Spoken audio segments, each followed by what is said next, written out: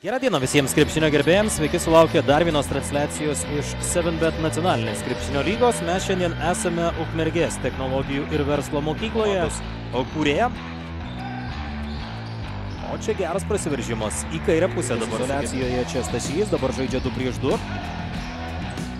Į dešinę pusę prasiveržimas, geras darbas gynyboje, bet žaidžia iki galo ir vis dėlto pelno taškus. Kretingos į dešinę ir nesėkmingai pataikytų 2 taškų.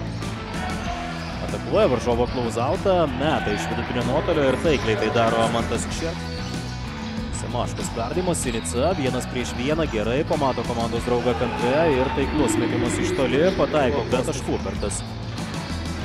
Per tą atkarpą po pertraukėlės, čia šokdinami varžovai, tačiau nepavyksta susimesti, perdavimas atgal ir antro šanso taškai. Šį kartą pataiko. Perdavimas į kampą, metimas iš toli visiškai laisvas. Nepataiko Smirnovas, na irgi turi įtakos ir būtent tie laisvi. Nes toliau žaidžia prieš Edgarą Danį, labai fizišką krepšininką, kuris tikrai pasižymi fizinė jėga ir duoda daug kontakto. Čia taiklus metimas iš toli, pataiko. Kaistekas per tą laiką pasižymėjo net 24.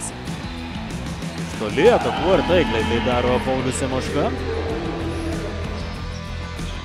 Nugarinė užtvara statoma, pick and popas ir iš karto juo bandoma pasinaudoti. Labai gražiai sužaista. 1 prieš 1, dabar lieka čia Semaška, nežaidžia, geras perdavimas vėl į kampą, labai daug erdvės ir vėl taiklus metimas. Metimas nepataiko, Šikšnius bet pats atkovoja kamuolį, perdavimas atgal, yra gera proga. Kamuolys net neliečia lanko, bet viskas baigėsi gerai. Pozicija Ruikis, na žinoma, tai nėra jo žaidimas nugara, dabar atakuoja Ruikis. Jau reikėjo tai daryti, buvo likusios tik kelios sekundės iki atakų akcija, lieka izoliacijoje, Semaška bando klaidinti varžovą ir labai gražiai žaidžia Paulius Semaška. Stasys pasirengęs grąžinti kamuolį į žaidimo, čia gražus prasiveržimas, tas fake handoff. Ir Sinicos kersas perdavimas, kaip sugeba atrasti komandos draugą. Žaidžia nugarai krepšį, 1 prieš 1. Ir metimas yra taiklus. Justas gali sužaisti, žinoma, 2 atakos į 1 dar Kretingą ir dabar pavyksta prasiveržti.